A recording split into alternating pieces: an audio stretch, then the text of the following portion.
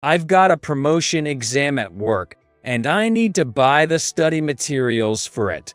Also, if I don't do overtime, my salary will be reduced.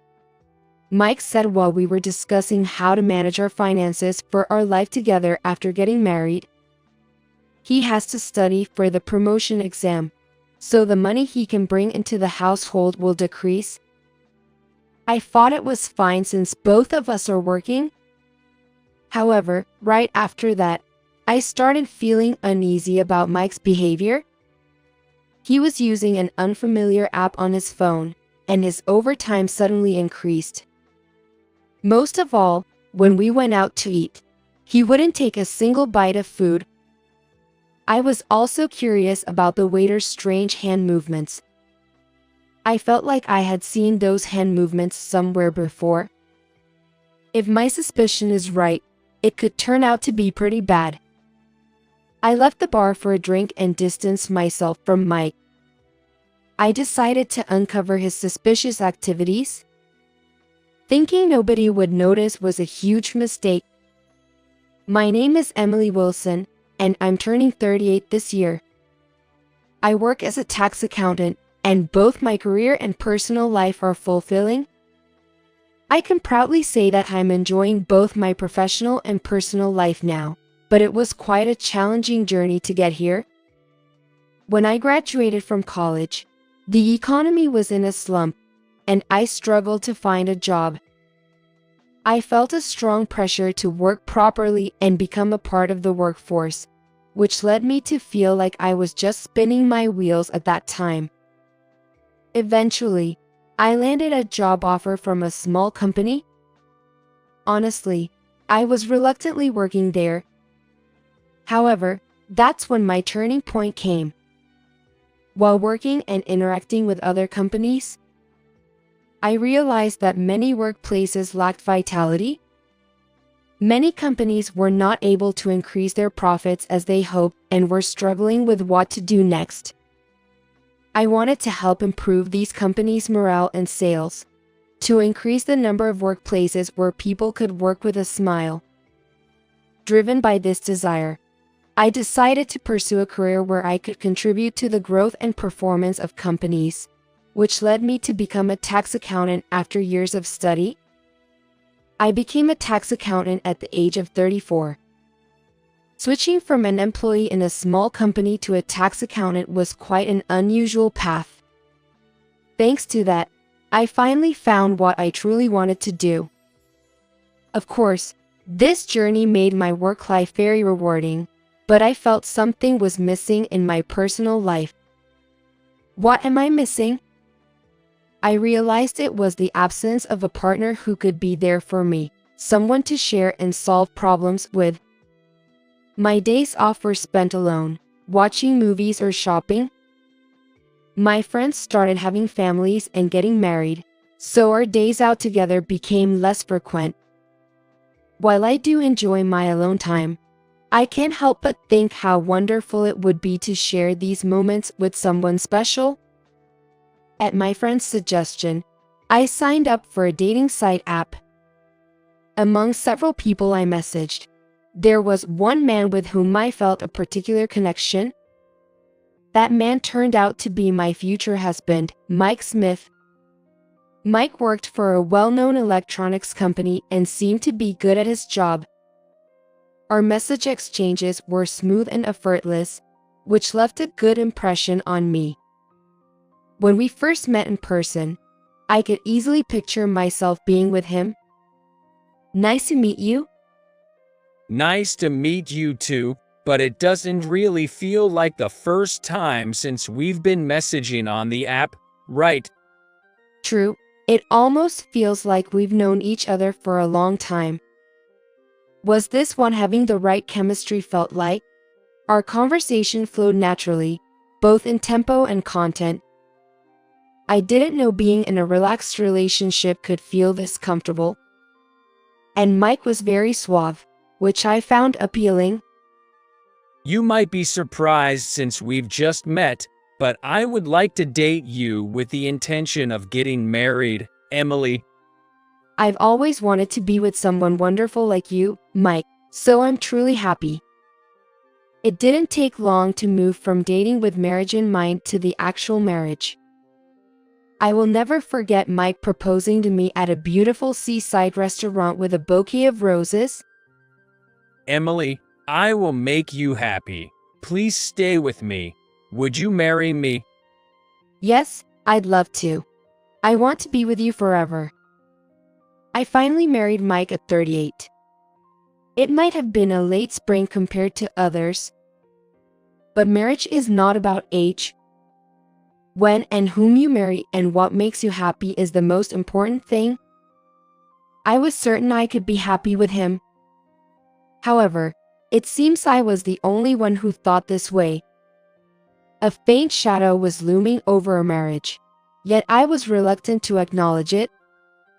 Mike and I both worked, and we decided it was better to have some personal spending money, so we opted for an allowance system.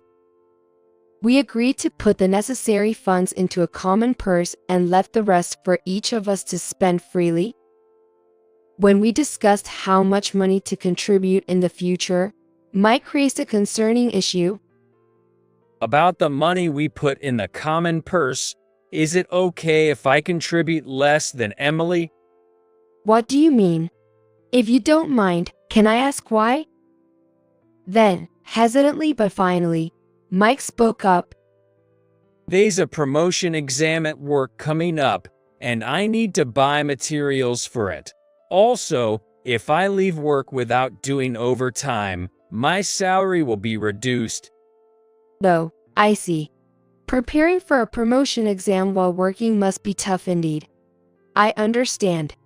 I'll help in any way I can. Really? That's so like you, Emily. Mike exclaimed with a clap of his hands.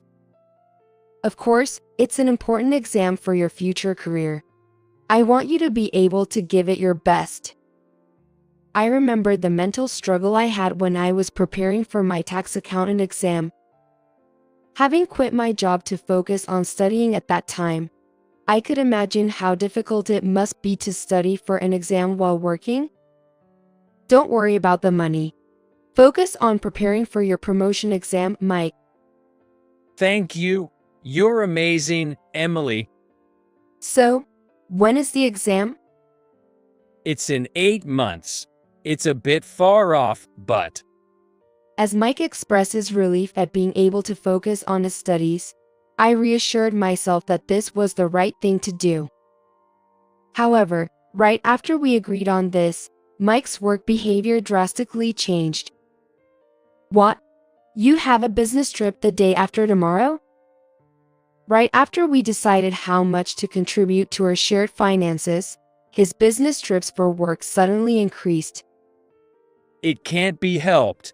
It's a work assignment. But you need to prepare for the upcoming promotion exam, right? And yet, there are so many business trips. Are you saying I should defy orders and not go on the business trip? Mike stared at me as he said that. It's not that. I just got worried. Then please don't interfere. How well I can perform here is what matters. Okay, but don't overdo it. It's often said that men become oblivious to everything else once they're focused on work, and Mike seemed to fit that mold. I've been with this company for a long time, and I want to expand my role even further in the future. It would be great to see you achieving more. I'm here to support you. Mike looked satisfied, but I was oblivious to the underlying issues. He started bringing his work home, so I always made sure not to disturb him while he was focused. It felt restrictive, but I did it for Mike. Then, one quiet evening, the notification sound of a smartphone echoed in the living room. Oh, that's Mike's phone. The notification sounds beeped continuously just as Mike went to the bathroom. I thought I should inform him if it was an important work call. When I casually picked up his phone, something felt off. A glittering character on a light blue background was displayed prominently on the screen. Mike usually used his phone only for work, so this app seemed out of place. Could it be an app for meeting someone of the opposite sex? But that wouldn't make sense now that we're married. Just as I was pondering this, Mike came back from the bathroom. Hey, why are you? Oh, your phone was ringing nonstop, so I thought I'd give it to you in case it was work-related. Hey, don't do more than you need to. He rushed over and snatched his phone out of my hand. With a sharp snap, the phone transferred to Mike's hand. I'm sorry, but you don't have to snatch it like that. Keep out of it. I haven't announced our marriage at work. It would be shocking if you suddenly answered my phone, He explained while hastily checking his phone screen. Indeed, in a large company like Mike's, not everyone would know who's married and who's not. Even though I just tried to pass him his phone, he became irritable. Maybe his work isn't going well. Mike's mood often reflects how things are going at work, so it's probably the case this time too. After that day, I found myself being more cautious around Mike. I don't want to be accused of not doing a good job because of me. But then, perhaps noticing my concern, Mike approached me. Hey, are you free after work this Thursday? I'll probably finish around 7, but is there something special? Well, I felt bad about the other day. How about we go out for a drink as an apology? Seeing his awkward smile, I felt a wave of relief and quickly agreed. That sounds good, but it's unusual for you to suggest going out for drinks. What's the occasion? As I asked playfully, Mike seemed to relax and started talking. Don't say that. I've just made some progress with a new client, and it went well. I wanted to share the happiness with you, Emily. Oh, that's good news. I thought you were dealing with some tough project because you look so serious, but I'm glad it turned out well. How about we meet at our usual station and then head to the bar from there? Before we got married, we used to visit various places and enjoy bar hopping. We both liked having conversations without holding back and savored the pairing of drinks and snacks as a hobby. Lately, we hadn't had the chance to explore new places due to our busy schedules, but this seemed like the perfect opportunity. With frequent changes in the shops around our memory-filled station, we might discover some interesting new spots. I was really looking forward to the day of our date. To make sure I wasn't late for our meetup, I finished work earlier than usual. I remembered how we used to go bar hopping in this area before we got married. I was excited to remember that. We always chose a place based on our mood at the moment, making each visit unique. Hey, over here. So, where shall we go today? As we walked side by side through the bustling streets, a particular sign caught my attention. The decoration was modest, but each piece of ornamentation seemed sophisticated. The tile work was also delicately patterned, exuding a sense of style. The sign marked open-listed delicious-sounding dishes and the bartender's recommendations, handwritten with care. It appeared that the bartender's favorite drinks were on offer today. Seeing it for the first time, I felt drawn to it. Hey, how about we try this place today? Although I had passed by here many times, the discovery filled me with joy. Really? This place? Shouldn't we check out a few others? There are plenty of bars around. But this place has a variety of drinks and dishes, and it looks stylish. It might be nice to try something different for a change. Huh? Have you ever wanted a stylish place?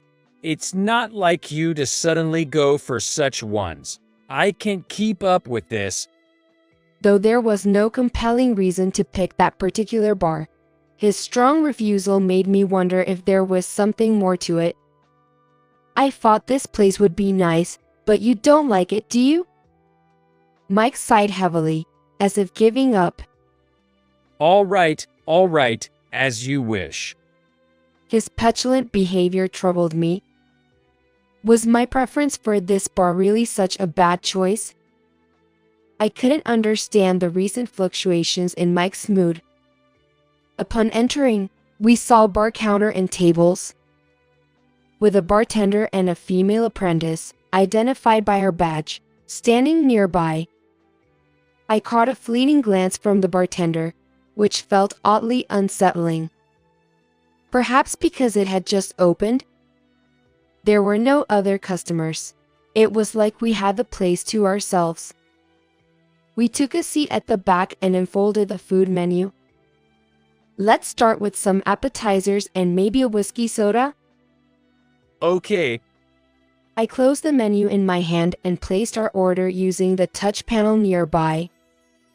It's modern, isn't it? Ordering at a bar with a tablet. It's nice not having to call over a waiter. Yay. Mike's response seemed somewhat distracted. The female apprentice bought us her food and drinks. She glanced at my face, then made a puzzled expression. Was there something on my face? Maybe my fatigue from work was showing? I took the dishes from her anyway. The food looked delicious. Assortment of cheese, pickles, and hot potato skins. I was torn about what to eat first. In front of Mike and me were the whiskey sodas we ordered. To Mike's work success, cheers! I tried to lift the mood, raising my glass with enthusiasm. Then, I eagerly started on the food in front of me. I had missed lunch due to a sudden work task, so I was famished. With such appetizing food in front of me, I couldn't resist. Also, I needed to put something in my stomach to prevent getting tipsy too quickly. I reached for the potato skins first. The hot sauce and creamy cheese were incredibly delicious, warming my chilled body. Glancing at Mike, I saw him sipping his whiskey soda slowly. It was unusual for him to drink his whiskey soda in such small sips, and his gaze seemed to wander. Besides, he was upset and had shifty eyes. Aren't you eating? Was Mike not fond of potatoes? While pondering this, I served myself another portion. If you're not eating, I will. I missed lunch today. While laughing and serving myself some potatoes, I caught the eye of a woman who was making a strange gesture. She was rotating her right ring finger on the palm of her left hand, which was facing upwards. Thinking about that peculiar movement, it dawned on me that it might be sign language for drugs. She was positioned so that only I could see her, implying she had something to convey just to me. Realizing she was using sign language to communicate with me specifically, I hastily put down my potatoes and headed to the bathroom with my smartphone. Sorry, I need to use the restroom real quick. Are you feeling all right? Just a moment. Keep eating. Feeling as if my feet were glued to the floor, I sensed it might be better to leave the bar. Perhaps it was best if I left first. Pretending it was work-related, I quickly returned from the bathroom and spoke to Mike. Sorry, I've got to go, work called. Oh, really? That's too bad. Yo, sorry. Are you going to stay and drink? Yay, might as well. It's been a while since I've been out. Pretending to go back to work, I decided to stay at a business hotel instead. What the female apprentice at the bar was trying to say, Mike's expressions and his gestures, I felt curious and sensed that this was not going to end without incident. Overthinking made my head feel like it was going to explode. so I browsed websites on my smartphone to calm down. While watching the news, I noticed an intriguing advertisement. The ad for an app titled How to Meet Your Soulmate was the same one installed on Mike's phone. That's it. The notification that wouldn't stop on his phone. I thought it was work-related. I instinctively covered my gaping mouth with both hands. Should a married person even keep a dating app installed? Moreover, I know these kinds of apps are all the rage now, being released one after another in city advertisements. Therefore, people wanting to meet others must be using multiple apps. Given Mike's personality, he would be seeking efficiency, probably juggling several apps. It seems unlikely that he would have just one app downloaded. I had a bad feeling, so I decided to check what kind of app it was. Then, I discovered numerous apps. Though it was just a glimpse, some seemed familiar, as if they were on Mike's phone. Mike is meticulous and detailed, so it's hard to imagine him leaving unused apps lying around. I downloaded an app that seemed to be the same as the one Mike was using and registered as a member. That light blue app briefly shone on Mike's phone. I registered my name and a simple profile and started using it immediately. If Mike was using this app, it might unveil his true nature. I told Mike that I couldn't finish work and stayed overnight at a business hotel, then went to work directly from there, executing my plan. The next day, I took a personal day off and ventured out from the hotel into the city. I bought a brown long-haired wig and a hat, then uploaded my profile picture. Crafting my profile information so as not to be recognized, I quickly started searching for matches. Narrowing down by location, age, and interests, the number of potential matches decreased. I put in the name of a game that Mike likes, and all at once the number of matches was limited. Though unexpected, as I looked through profiles and icons, I discovered one that seemed to be Mike and easily matched with him. To avoid being discovered, I exchanged messages with him. In the app, Mike talked about being single, working for a certain company, and enjoying soccer and barbecues on his days off. Clearly, he didn't realize he was talking to me. I confirmed that Mike was using the app to meet up, and I went on my next mission. On Friday night, after returning home, I placed a lost item tag in our car, used by both of us. Just to be sure, I also placed it in the pocket of my cardigan left in the car. Then, I returned home, acting as if nothing had happened. Given Mike's frequent use of dating apps, he probably wasn't just talking to one person. I'm home. Work was crazy after that. Do you have any plans for this weekend, Mike? I have to go out for work, so it doesn't look like I'll get the weekend off. Really? That sounds tough. There's a sale going on, so I plan to go shopping by myself. All right, have a good time. As I said it, I glanced at Mike heading to the shower with his phone in his hand. In fact, I already knew that Mike had been searching on the family computer for tourist spots in the neighboring town. He had looked up ferry schedules, a delicious bakery, parks with nighttime views, and even hotels. Moreover, his search history included "she's the one" gift and fifth date proposal lines, so the woman he was planning to date this time must be his true love. I decided to make my move the following weekend.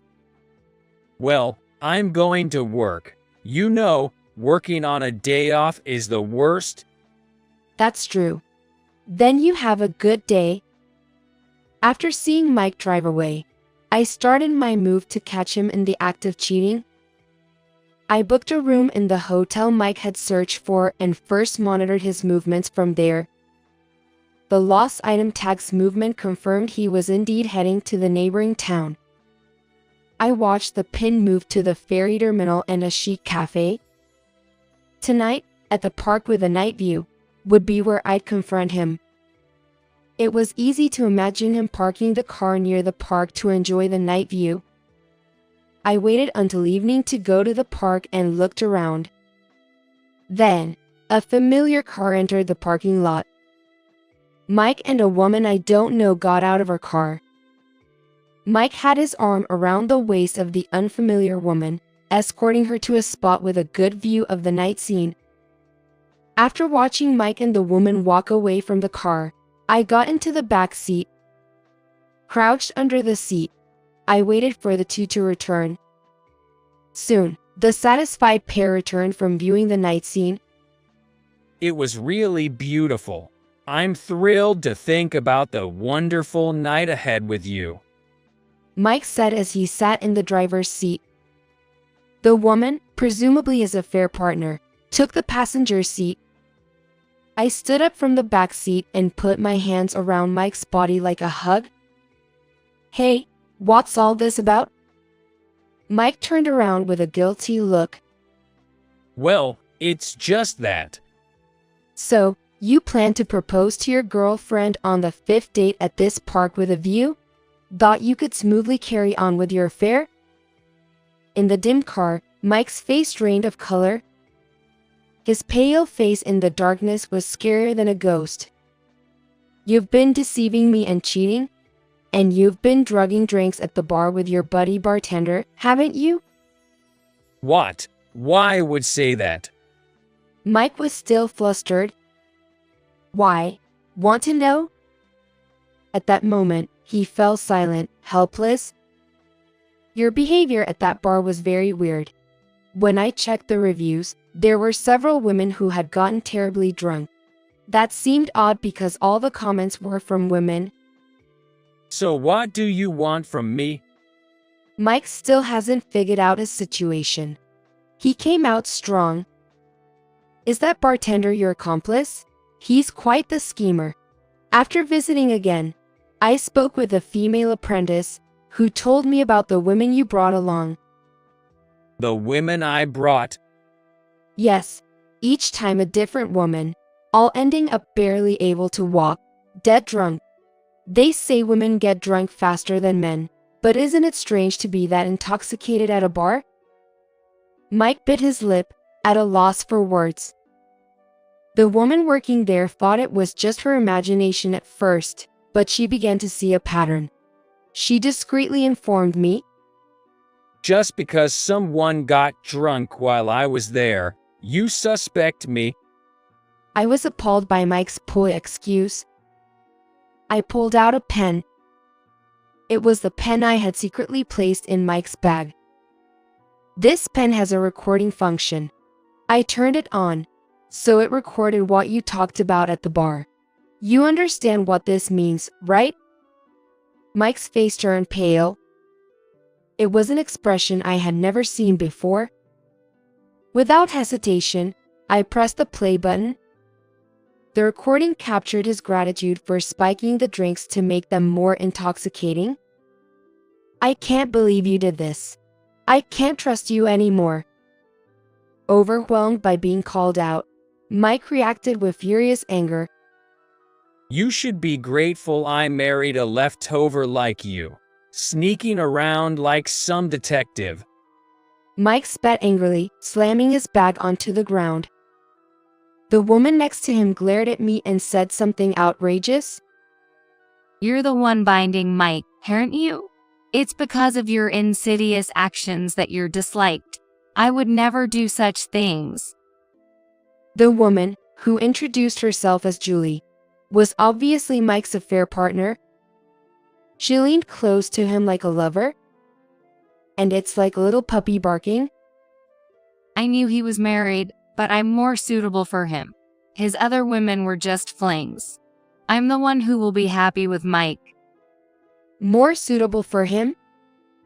He works at a manufacturing company and is about to get promoted. He said I could be a stay-at-home wife, and he'd make the best husband. She is a worker, but she doesn't seem to think about it. She was unaware of her mistake. The man you want to marry is about to be fired. Your future has been disfired. Julie's face showed shock, quickly turning to uproar. That's a lie. Mike getting fired. Do you say that because you are disappointed that I cheated on you? I showed her a printout. I had to contact his company before. Turns out he lied about business trips to go on romantic getaways with you. The printout contained evidence of his false reporting, including schedules and fake business trip receipts. The company was shocked by his conduct and is about to terminate his employment contract. Terminate the contract? But he's supposed to become an assistant manager. I laughed at the absurdity. You didn't know the truth. He's just a contract employee. Julie looked lost, unsure of what to believe. I don't see the appeal of a man who gets women drunk for his pleasure and is just a temp worker, but if that's what you want, he's all yours. No, I don't want a man who's getting fired. Julie retorted, then tried to walk away from the passenger seat. I put my foot in front of Julie's. Julie fell hard and hit her face on the ground. How could you do that? You knew he was married and still pursued an affair, even trying to steal him away. You were prepared for the high cost of infidelity, right? Now Julie's face turned pale. I'm a woman and can't pay alimony. I don't have that kind of money. It's shameful to say you don't have money because you're a woman at your age. It's undoubtedly your own fault due to lack of ability. Hey, you don't need to go that far. Mike said, wrapping his arms around Julie defensively. I've had enough of your farce. A woman who robs married men. A man who conspires with a bartender to intoxicate women for his own desires. You two look great together. I walked away from Mike and Julie. I'm a woman, so obviously I can't pay. Mike will take care of everything, right? Hey, these days are gender equality. There's no men will or women can't anymore. Take care of your own issues. How awful. Are you betraying me? I heard the two arguing behind me. I was surprised to hear the word betray from Julie, but that no longer had anything to do with me. I returned home once and left with only the necessary luggage. Mike called many times wanting to reconcile, but I ignored all his attempts. Once, I answered thinking it was an unknown number, but it was Mike. Please, let's not get divorced. Are you in any position to say you don't want a divorce? But I can't live if we divorce now. Wait until I find another job. I sighed heavily. You want me to support you until you're re-employed? No way. Cry to your mistress. Then Mike yelled in desperation. I can't do something that pathetic. But I was not one to be intimidated. Pathetic? Who's the one that did such pathetic things to me? Mike fell silent. Anyway, I'll have my lawyer contact you. I was able to claim alimony through the lawyer. However, since Mike was jobless after contract termination, his parents had to cover for him. Now, he's working hard at a construction site from morning till night, as introduced by his parents. His bad attitude and snide remarks have made him a target of disdain among his seniors. As for Julie, she was fired from her job for having an affair and is known for shouting "I did nothing wrong" until the end, as I heard from a former co-worker. After that, Mike and I officially divorced, and I've been enjoying my life alone. Work and personal life are going well, and divorcing Mike was the best decision. Recently, as a tax accountant, I've been getting more clients, many of whom say, "I'm glad I asked for your help." When I hear that, I feel good about the work I do. Marrying Mike was a mistake, but it taught me to choose my own life, so I have no regrets. By chance, I met the apprentice from that bar at a mall's food court, and we hit it off. That encounter led us to occasionally meet for coffee. She shared how happy she was to use the sign language she learned in Sign Language Club in such a way, which left a deep impression on me. Interestingly, she had no idea I was Mike's wife, making it a funny story we still talk about. Now, living my life without any issues, I think things turned out for the best.